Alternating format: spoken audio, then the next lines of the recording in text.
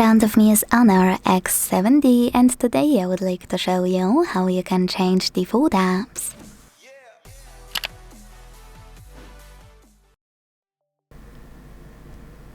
First of all, you need to open Play Store and download new app you wish to set up as your default one.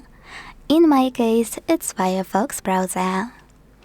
With your app ready, you can exit Play Store and go into Settings.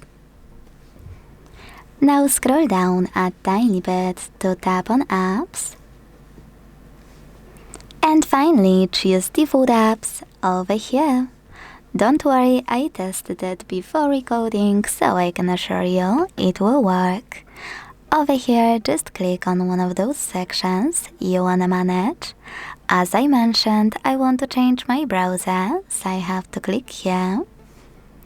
Tap on an app you wanna apply and go back.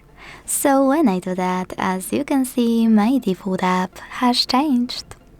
Thanks so much for watching. If you enjoyed this video, don't forget to leave a like, comment and subscribe. Bye!